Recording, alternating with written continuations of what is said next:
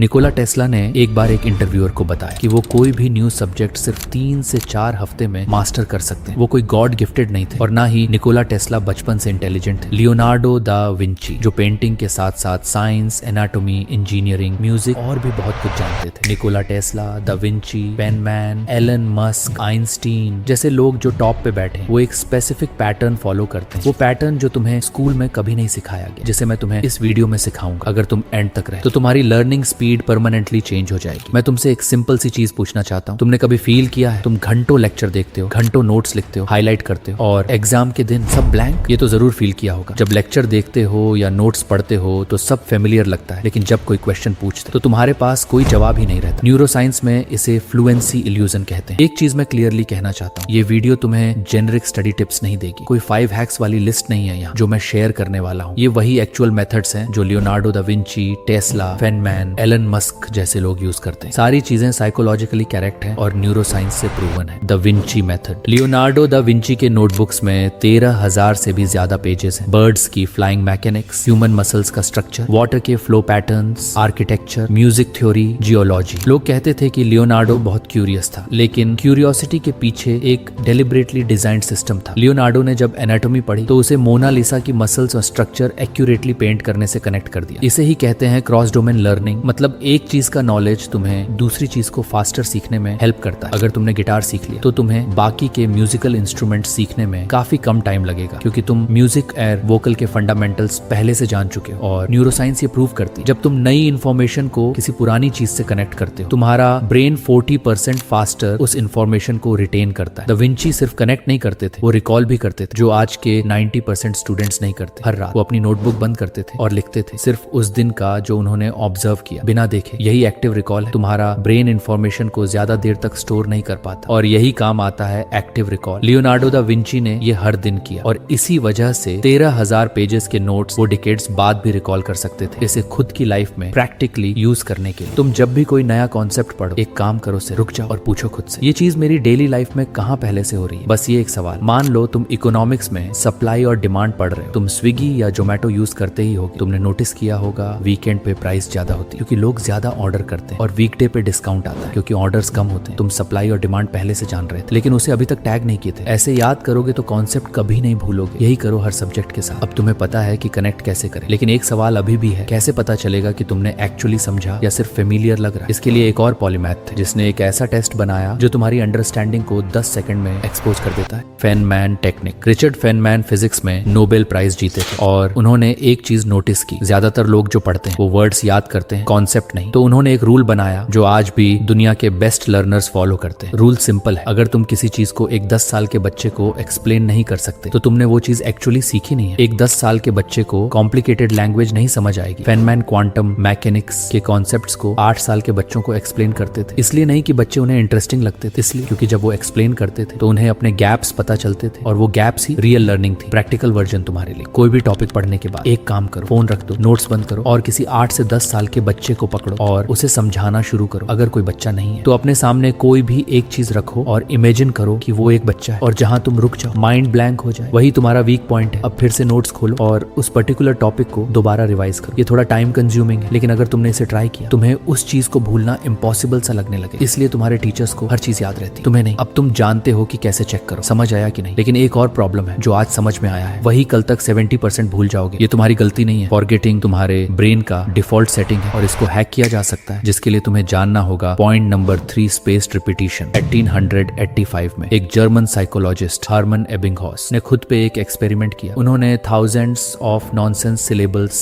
याद किए और ट्रैक किया कि वो कब भूलते हैं। एक्सपेरिमेंट का रिजल्ट काफी ज्यादा शॉकिंग था। हमारा ब्रेन 70% नई इंफॉर्मेशन को फर्स्ट 24 आवर्स में भूल जाता है। मतलब तुमने जो कल पढ़ा था वो आज भूल चुके हो। लेकिन एबिंगहॉस ने यह भी डिस्कवर किया कि फॉरगेटिंग कर्व को हैक किया जा सकता है, सिर्फ सही टाइमिंग पे वापस आके। इसे ही स्पेस्ड रिपीटिशन कहते हैं। निकोला टेस्ला इस मेथड के मास्टर थे। वो एक ही दिन में सब कुछ याद करने की कोशिश नहीं करते थे, वो कॉन्सेप्ट्स को डेलिबरेटली स्प्रेड करते थे अलग अलग टाइम में। आज पढ़ी हुई चीज कल रिकॉल की, 3 दिन बाद, फिर 1 हफ्ते बाद, फिर 1 महीने बाद। हर बार तुम्हारी मेमोरी स्ट्रॉन्गर होती है और तुम्हारा ब्रेन उस इंफॉर्मेशन को इम्पोर्टेंट मार्क कर देता है। स्कूल में तुम्हें एग्जाम के 1 दिन पहले रटना सिखाया जाता है, जो तुम पेपर देने के बाद भूल जाते हो, क्योंकि रटने से सिर्फ शॉर्ट टर्म मेमोरी ट्रिगर होती है, लेकिन स्पेस्ड रिपीटिशन से लॉन्ग टर्म मेमोरी बनती है। एक सिंपल फॉर्मूला याद रखो, कल बिना देखे रिकॉल करो, 3 दिन बाद दोबारा, फिर हफ्ते बाद, फिर महीने बाद, बस इतना करो। और जो आज पढ़े हो वो 3 महीने बाद भी याद रहेगा। तो अब तुम जानते हो कि कब पढ़ना है। लेकिन एक सवाल अभी भी बाकी है, क्या पढ़ना है? कि तुम जल्दी से जल्दी किसी चीज को सीख सको, क्योंकि अगर तुम गलत चीज पे ये सब अप्लाई कर रहे हो तो सब वेस्ट है। और यही वो चीज है जो फास्ट लर्नर्स अलग करते हैं, जो तुम्हें स्कूल में नहीं सिखाया। 80-20 रूल, इसका यूज करके